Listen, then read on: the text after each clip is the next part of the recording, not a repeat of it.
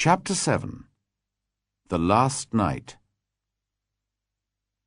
It was now March, and Mr. Utterson was sitting by the fire after dinner, when he was surprised to receive a visit from Dr. Jekyll's servant, Poole. The old man looked pale and frightened. "Mr. Utterson," he said, "something is wrong." "Sit down by the fire, and tell me all about it."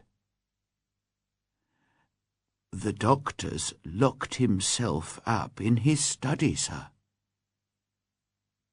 "That's quite usual, surely," said the lawyer. "You know your master's habits as well as I do. He often shuts himself away from the world." "Yes, but this time it's different. It frightens me, sir. I've been frightened for more than a week now, and I just can't go on any longer." He stopped and stared down at the floor. "Try and tell me, Poole," said Mr. Utterson gently. "Something terrible is happening to my master. I can't explain, but... Please, sir, can you come with me and see for yourself?" At once, Mr. Utterson fetched his coat and hat. "Thank you, sir," whispered Poole gratefully. Together they made their way to Dr. Jekyll's house. It was a wild, stormy night. To Mr. Utterson, the streets seemed strangely empty and lonely. The square, when they reached it, was full of wind and flying dust. The thin trees were blowing wildly, and untidy grey clouds were sailing past a pale, sickly moon. "Well, sir," said Poole, "here we are, and I hope that nothing is wrong." He knocked softly at the front door. The door was open just a little, and a voice from inside asked, "Is that you, Poole?" "Yes, open the door." The hall, when they entered, was brightly lit. A good fire was burning. The room was full of people. Every servant in the house was there. They looked like a crowd of frightened children. "What's all this?" said the lawyer. "What are you all doing here? Your master would not be pleased." "They're frightened," said Poole simply. No one else spoke. A little servant girl began to cry. "Quiet," said Poole sharply, trying to control his own fear. "Now, fetch me a light, and we'll finish this business at once. Mr. Utterson, sir, please follow me." He led the way across the back garden towards the laboratory. "Come as quietly as you can, sir. I want you to hear, but I don't want him to hear you. And, sir, if he asks you to go inside, don't go." Mr. Utterson's heart gave a little jump of fear, but he bravely followed the servant into the laboratory to the bottom of the stairs. "Wait here, sir, and listen carefully," whispered Poole. He himself, again controlling his fear, climbed the stairs and knocked on the study door. "Mr. Utterson would like to see you, sir," he called. "Tell him I cannot see anyone," said a voice from inside the study. "Thank you, sir," said Poole. He led Mr. Utterson back across the garden and into the house. "Sir," he said, "was that my master's voice?" The lawyer's face was pale. "It has changed," he said. "Changed? "You're right," said Poole. "I've worked for Dr. Jekyll for 20 years. That was not my master's voice. Someone has murdered my master. 8 days ago, we heard his voice for the last time. 'Dear God!' he cried. Then no more. The voice you heard just now was the voice of his murderer." "This is an extraordinary story, my good man," said Mr. Utterson. He tried hard to appear calm. "If Dr. Jekyll has been murdered, why is his murderer still there? What reason could he possibly have for staying?" "Perhaps you don't believe me, sir, but I know what I heard.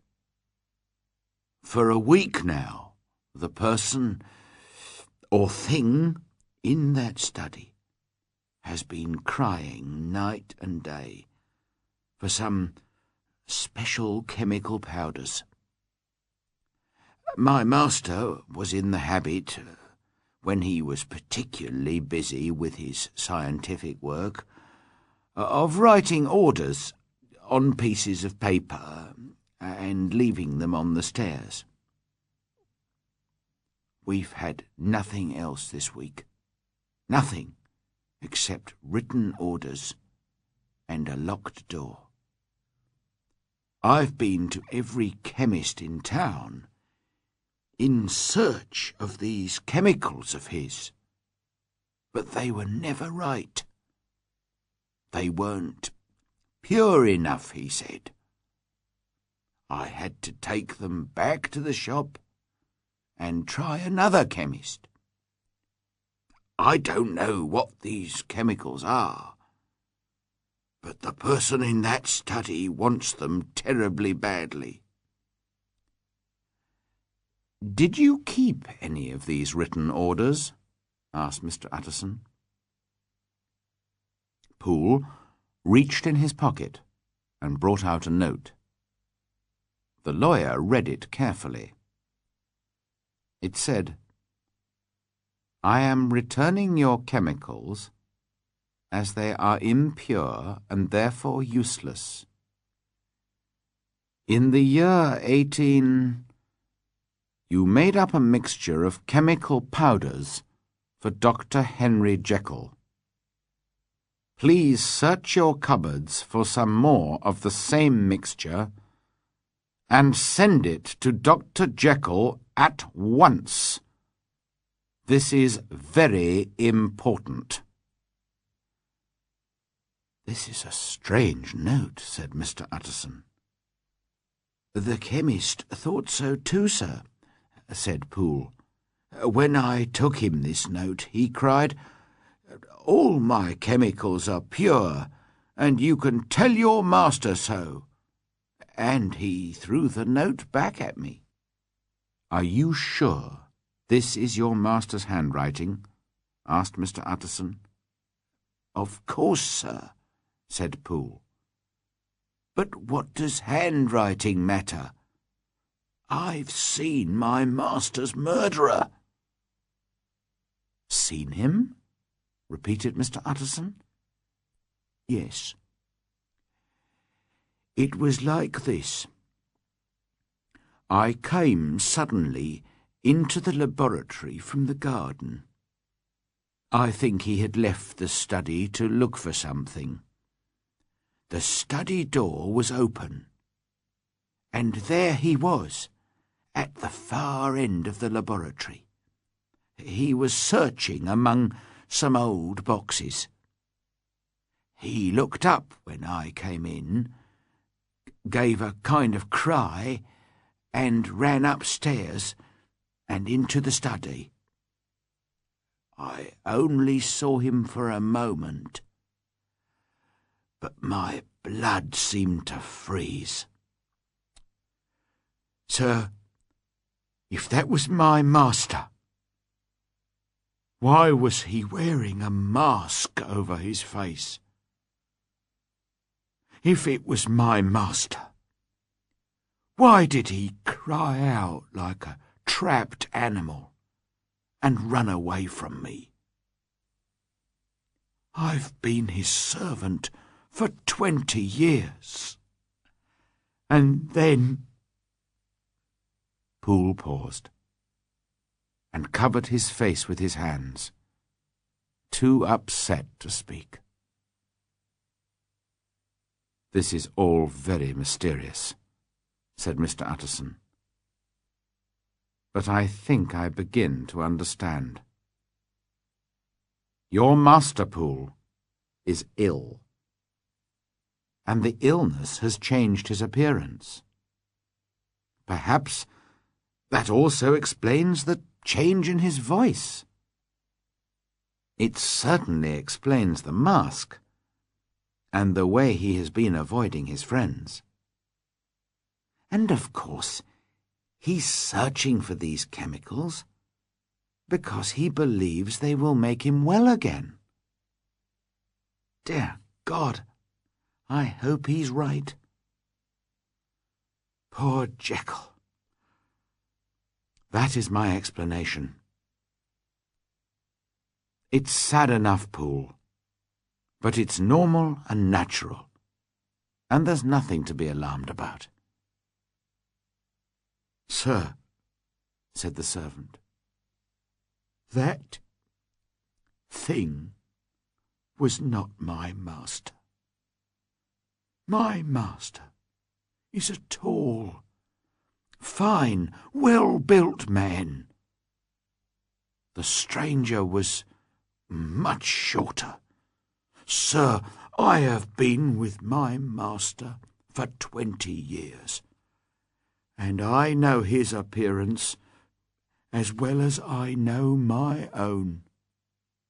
No, sir, that thing in the mask was never Dr. Jekyll, and I believe that it murdered my master." "Poole," said the lawyer, "if you say that, I must make sure. We must break down the study door." "You're right, Mr. Utterson," cried the old servant. "Very well. Will you help me? If we are wrong, I'll make sure that you're not blamed for it." "There's an axe in the laboratory," suggested Poole. "You realize, Poole," said Mr. Utterson, "that this may be dangerous for us both. Let us now be honest with each other. This masked figure that you saw, you're certain that it was not your master?" "That's right, sir." "Did you, in fact, recognize it?" "Well, sir,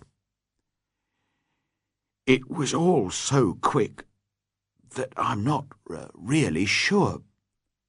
But, well, I think it was Mr. Hyde. It was short, like Mr. Hyde, and it moved in the same light, quick, active way. And who else could come in by the laboratory door from the street. You must remember, sir, that at the time of the Carew murder, Mr. Hyde still had the laboratory key with him. But that's not all. Mr. Utterson, did you ever meet Mr. Hyde? Yes, replied the lawyer. I once spoke with him. Then you will know, sir, that there is something strange about Mr. Hyde. Something evil. I agree with you, said Mr. Utterson. I felt something like that too. Yes, sir. Well, when that thing in the mask jumped out from behind the boxes and ran up the stairs, I had exactly the same feeling. That thing behind the mask was Mr. Hyde. I understand, Poole. And I believe you, said the lawyer slowly. And I believe poor Henry Jekyll has been murdered. I believe, too, that his murderer is still hiding in the study. Now, Poole, let's go and make an end of it. Together, they went out into the back garden. The clouds had covered the moon, and it was now quite dark. As they passed silently by the wall of the laboratory, they stopped and listened. Further away they could hear the everyday noises of a London evening. From the study above them, however, came the sound of footsteps moving backwards and forwards across the floor. It walks like that all day, sir, whispered Poole. Yes, and most of the night, too. It only stops when some more chemicals arrive from the chemist. Ah, sir, listen to that. Do you think those are my master's footsteps? The short, light steps were indeed very different from Henry Jekyll's long, heavy ones. "Have you anything else to tell me, Poole?" asked the lawyer heavily. Once, said Poole, I heard it weeping. Weeping? Repeated Mr. Utterson in horror. Weeping like a lost child, said the old servant. It tore my heart. I felt like weeping too. "Well," said the lawyer, "we have a job to do." They went into the laboratory and climbed the stairs to the study. "Jekyll," called the lawyer in a loud voice, "I must see you." He paused for a moment, but there was no reply. "If you refuse to let me in, then I'll break down the door." "Utterson," said a voice from inside the study, "I beg you to leave me alone." "That's not Jekyll's voice," shouted Mr. Utterson. "It's Hyde's. Break the door down, Poole." The axe rose and fell. The door shook, and a scream of pure fear, like a trapped animal, rang from the study. Again the axe crashed against the door, but the wood was strong, and the lock was well made. At last, however, the door fell inwards upon the carpet. The two men stared into the study. They saw a warm, comfortable room with a good fire burning in the fireplace, and a few papers on the big table. A friendly, homely room. But face down, in the middle of the floor, there lay the body of a man. The lawyer turned it over on its back and saw the face of Edward Hyde. He was dressed in clothes that were much too large for him, and in his hand he held a small bottle. The lawyer shook his head. "He's taken poison, Poole," he said. "I fear we've come too late to save Dr. Jekyll, and too late to punish his murderer too. Now we must find your master's body." They searched everywhere, but there was no sign of Henry Jekyll, dead or alive. "Perhaps your master has escaped," said Mr. Utterson hopefully. He went to check the door from the laboratory into the narrow side street. It was locked and covered with dust. On the floor nearby, he found a broken key. "It's a long time since anyone opened this door," said Mr. Utterson. "Yes," said Poole, picking up the broken key. "So, how did Hyde get in?" "This is too difficult for me, Poole," said the lawyer. "Let's go back to the study."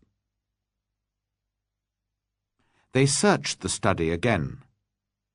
"Look, sir," said Poole, pointing to a small table in the corner. There were bottles of liquid and some white powders lying in saucers. "He was testing his chemicals here." One of the doctor's books was lying on the floor. Its cover was torn off. The lawyer picked it up. Dr. Jekyll loved his books, and always took great care of them. But he had written all over this one. The handwriting was unmistakable, before tearing it and throwing it on the floor. Then the lawyer noticed the tall mirror on the wall between the glass-fronted bookshelves. "How strange," said Mr. Utterson. "Why did Jekyll want a mirror in his study?" Next, they turned to the desk and found a large packet addressed to Mr. Utterson.